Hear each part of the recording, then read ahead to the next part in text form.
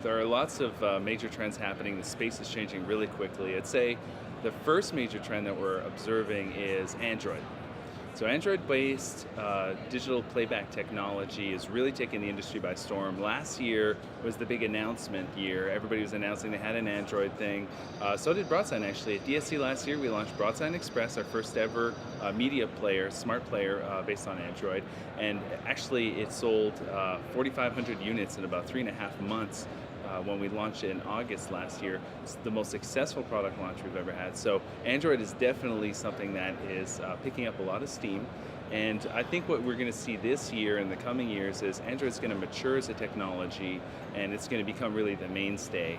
You see companies like Samsung are building in similar to Android-based technology directly into the screen, and we're going to see more and more of that coming forward. So that's one major trend. The second major trend we're seeing is programmatic media buying. So there are all these different networks, and they're all running different types of platforms. And so media buyers have a hard time planning and executing ad campaigns across all of these screens. Programmatic media buying is really popular on the internet, where the media buyers can say exactly what type of audience they want to target, and then target that, and then execute a campaign seamlessly across all these different types of platforms, and it makes it just really easy to buy, execute, and get reporting on. So we're seeing that emerging here in our space as well. Actually, we just launched a new product yesterday called BroadSign Connect. And BroadSign Connect, what it does is allows networks to take their unsold ad inventory and put it on ad exchanges. So we have a launch partner, which is Vistar Media in the United States. So US-based networks that run BroadSign have the ability to supplement their ad revenue by signing up to BroadSign Connect and Vistar Media's platform as well. So that's the second major trend. That's gonna pick up steam, I think, also in the coming years, because that helps a lot of the smaller guys participate in national media buys, and also the bigger guys to get more regional media buys. So it helps on both sides of the spectrum. So the way that it works typically is the media buyer uses a tool such as Vistar, and they say what audience they want to reach, how long the campaign's going to run, their budget, and then it finds the appropriate screens that it's going to be targeted to. They associate their content, and then the affected networks get to review the content to make sure it meets their editorial guidelines, of course. They're not going to run anything on the screen. And once they approve it, then it starts playing on their screen. They start generating their incremental revenue. There's a third major trend I want to talk about also, which is what we call the coming appsplosion.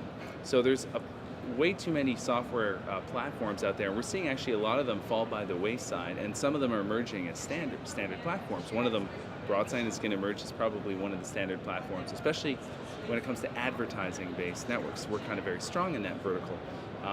But what we're seeing emerging instead is the innovation is no longer in the software content management system, but it's actually in the content itself. Because you can have really smart content, or what we call apps, digital signage apps, that run on top of the platform that get to do really cool stuff, like integrate with mobile phone, get data from the cloud.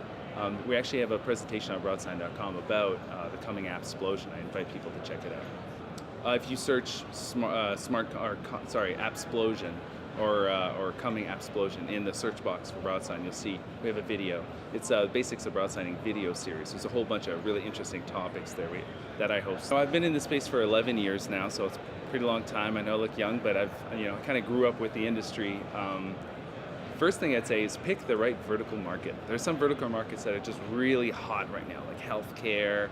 Retail is kind of the obvious go-to choice, but also transit-based verticals. Cinema's really interesting.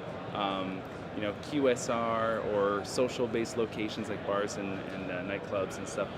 There's a lot of interesting possibilities in those vertical markets. I would suggest analyzing vertical markets. I also think there are some venue types that have not been exploited at all, so there's a lot of room for potential there for doing some really cool stuff. So that's one thing, is look at the vertical market and see if there's a market for the content or the solution you're going to bring. Second of all is the old build it and they will come model of pure advertising supported networks. Very difficult to raise money to now deploy an advertising-based network. So if there's a way to supplement the advertising with some subscription revenue, I would recommend building a sales plan, a business model where you have some recurring revenue on top of the advertising potential, where the advertising would be the gravy, subscription being the base. So if you could offer real services that are going to bring benefits to the venue owners, that's another tip I would give. So it's kind of a more mature business plan. So I'd recommend definitely those two things. The third one is when you do research your technology, try to find technology that's proven. It kind of goes without saying, because people are trying to save time now, so that's why they search for best digital signage software, best digital signage display, and make sure that you find the solution that's good for what you're trying to do. So we're really good for advertising-based networks, but maybe BroadSign's not very good for corporate communication. So I'd suggest looking at other solutions for that. As an example, BroadSign loves DSE. We've been doing it every year except for the first year because we were just founded. Actually, we were founded and launched the company at the first DSE. We had just started, so we didn't exhibit here, but we've been the conference sponsor every single year since there's been the conference. We doubled our investment this year, and so far on the first day we've already had 2.5 times more results than the entire show last year. And last year was a record year, and the year before was a record year. So basically DSE is our main show. We put most of our investment here. Yeah. So we love it. We love it. We built our BroadSign Client Summit around DSE, so we have networks from all over the world come and converge the day before the show. And we talk to them about what we're going to do in the coming years, talk to them about roadmap. We have guest speakers, we had customers talk about their experiences. We had our longest standing customer talk about what it's been like with BroadSign over the years. We've had a brand new customer who said what it's like to convert a giant network over to BroadSign. So it was a really great day, and we based it around DSE because it's the meeting point for the industry. Even globally, there's the Brazilian delegation here. All my friends from Brazil are here, so yeah, it's great. And people visiting the booth are from everywhere. Azerbaijan. Okay, great. Let's install some digital signage in Azerbaijan. I love it. There are lots of challenges, but a lot of the same old challenges we've been talking about year over year are kind of being resolved. Like it's getting a lot easier to do digital signage. I'd say one of the remaining challenges that from the original group that still hasn't really been resolved is the problem with all these different platforms. I'm not just talking software, but software is a major contributor to this.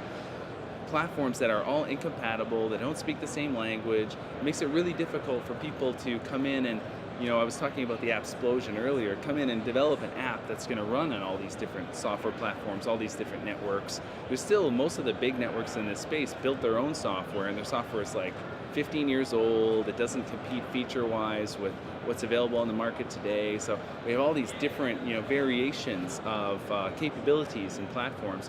So that's why we're investing with the DPAA, the Digital Place-Based Advertising Association, to build a standard called the DSE standard, which stands for a Digital Signage Interoperability Standard. And what we're developing is an escalating standard for content producers, so for the creative community, so they could come up with really cool ideas of, as I was mentioning earlier, smart content that connects to the cloud, integrates with mobile phone, integrates with weather or whatever the person could imagine, and could really react and really get some impact, and know if they develop it in certain technologies, how many of the networks in their target space can actually support what they're trying to do. So it's kind of like, DSE 1, level 1 would be static images, level 2 would be full motion video, but level 3 would be supports HTML5, level 4 would be supports HTML5 with mobile interaction, and so we'd be able to define these types of standards so really the innovation could blossom. I think that's probably the biggest challenge that we're trying to solve, and that's how we're trying to solve it. I invite people to check out, if you go to broadsign.com/DSE, DISI, there's a whole bunch of information about it there. We did a survey around the world. There's 130 different networks that contributed to it. 17 of those networks were over 5,000 screens each, so there were lots of really interesting information about what's possible, how much of the networks support HTML5 or Flash, and it's very interesting information. One of the big things I saw from that survey, super surprised, is that half those networks that responded to the survey have touch-based interactivity, or will at some point have touch-based interactivity. That was shocking to me because you go around, you don't really see a lot of touch-based stuff, but that's an emerging major trend.